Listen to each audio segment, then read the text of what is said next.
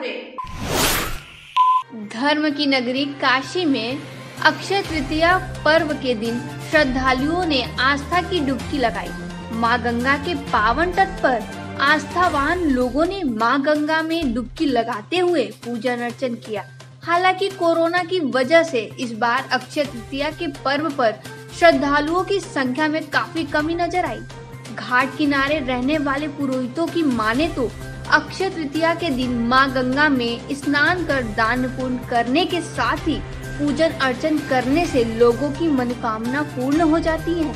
आज अक्षय तृतीया का एक विशेष पर्व माना जाता है। इस दिन दान गंगा जी में करने से, पूजा पाठ करने से या जो भी आप काम करते वो क्षय नहीं होता, हमेशा अच्छा ही रहता है। न उसको कोई छीनने वाला है न बांटने वाला है। आज के दिन जैसे शिवालय, देवालय या गंगा जी के तट पर लोग स्नान ध्यान कर कर देवालय मंदिर में जाते हैं और दर्शन पूजा करके भगवान का आशीर्वाद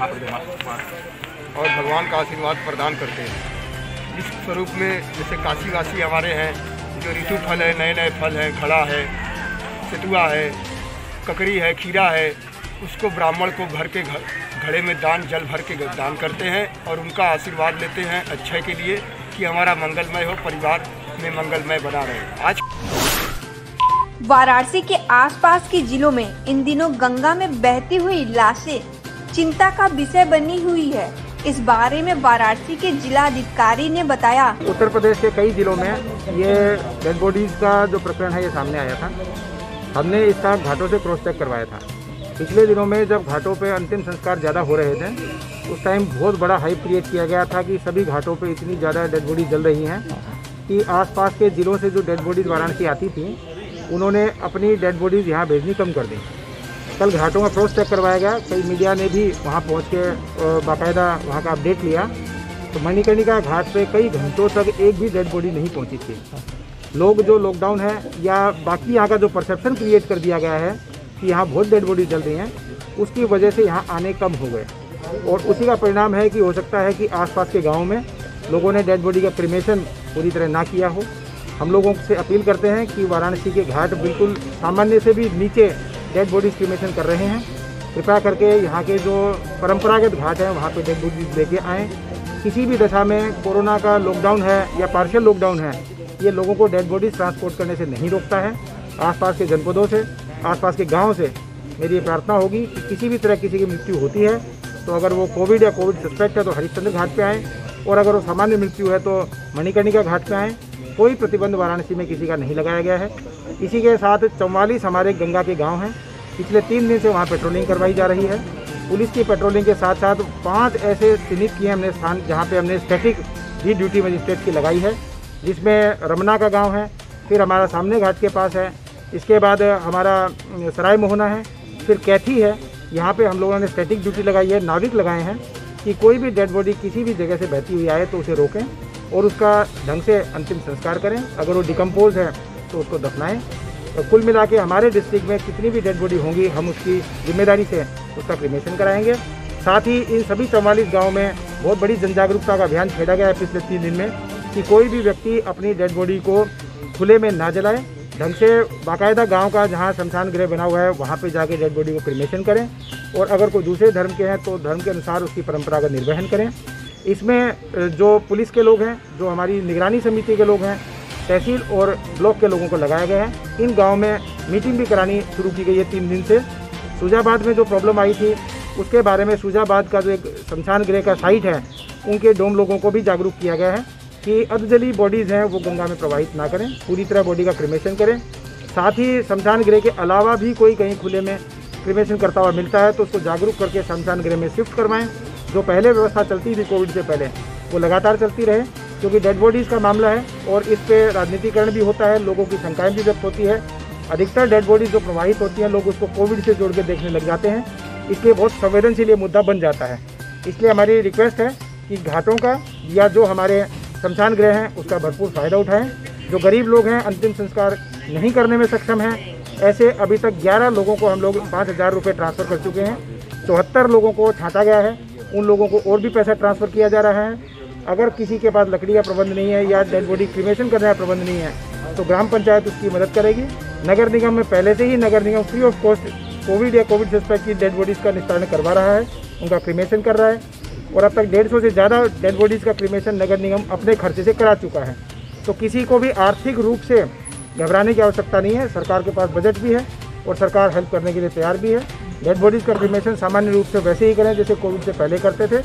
महामारी में कोई अगर मान्यता हो या प्रथा हो कि डेड बॉडीज़ को क्रीमेशन नहीं करना, नदी में प्रवाहित करना है, तो मेरी अपील ये होगी कि ऐसी अंधविश्वास वाली जितनी भी हमारी मान्यताएं हैं उसको छोड़ के जिम्मेदारी से डेड बॉडी का क्रीमेशन करें। और कोविड हो, कोविड सस्पेक्ट हो या नॉन कोविड हो, जैसे हम लोग 20 दिन पहले अंतिम संस्कार किया करते थे वैसे ही करें। प्रशासन और जो डोम कम्युनिटी है और जितने भी हमारे गांव की निगरानी समितियां हैं, इस सारे कार्य में उनकी मदद करेंगी। कोरोना महामारी के बढ़ते कहर को देखते हुए नागरिकों की मदद के लिए वाराणसी के व्यापारी भी आगे आए। वाराणसी व्यापार मंडल के पदाधिकारियों ने आज जिलाधिकारी से मुलाकात कर उन्हें कोरोना किट प्रदान किया, जिसे नागरिकों में वितरित किया जाएगा। आज का ये जो कार्यक्रम था, ये हम लोग का अभियान है कि जिला प्रशासन को साथ लेकर के जिला प्रशासन का व्यापार मंडल सहयोग करेगा। उसी के परिप्रेक्ष्य में कल हम लोगों ने पुलिस कमिश्नर ए सतीश गणेश जी को हमने 1000 मेडिकल किट और ऑक्सीमीटर कल उनको दिया है। आज उसी के परिप्रेक्ष्य में महानगर उद्योग व्यापार समिति और ऑटो यूनियन और ऑटो जो हमारा ऑटोमोबाइल एसोसिएशन, हम लोगों ने मिल करके आज जिलाधिकारी महोदय को 1000 कोविड मेडिकल किट और ऑक्सीमीटर की सप्लाई आज हम लोग ने यहाँ पर दी है। और कल हम लोग मंडलीय कमिश्नर को इतने ही किट और मेडिकल का जो भी सामान है उन लोग को देंगे। महानगर उद्योग व्यापार समिति जो है, ये शुरू से व्यापार मंडल और सभी साथियों के सहयोग से ये कार्यक्रम हो रहा है कि हम लोग अपने ज़िले के मरीजों को, अपने नागरिकों को हर तरह से हर संभव बचाने का प्रयास करेंगे। और उसी क्रम में ये हम लोग कार्यक्रम कर रहे हैं, जिसमें कि और भी जिला प्रशासन कोई ऐसी बात हम लोग के सामने लाएगा जिसमें हम लोग सहयोग करेंगे। ऑक्सीजन का भी सहयोग कर रहे हैं, सब चीज़ का सहयोग कर रहे हैं। उसी सहयोग के अंतर्गत ये आज का कार्यक्रम हुआ।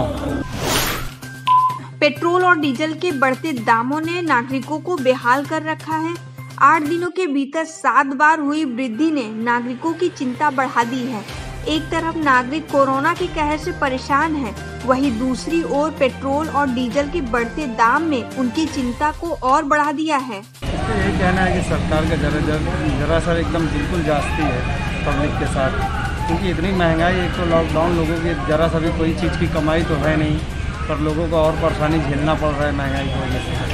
तो आप सरकार से क्या कहेंगे, क्या सिफारिश करेंगे उनसे? सरकार से यही कहना चाहूँगा कि लोगों को अब राहत दे, क्योंकि लोग ऐसे ही बहुत परेशान है पहले से इस लॉकडाउन की वजह, और आर्थिक स्थिति ऐसे ही लोगों का ख़राब है, बिजनेस भी बिल्कुल चल नहीं रहा है, दुकानें बंद चल रही है। तो सरकार से यही कहना है कि हर तरफ से राहत दे, बिजली से राहत दे, पेट्रोल से राहत दे, गैस से राहत दे, लोगों को, पब्लिक को चाहे जैसे भी राहत दे लोगों को।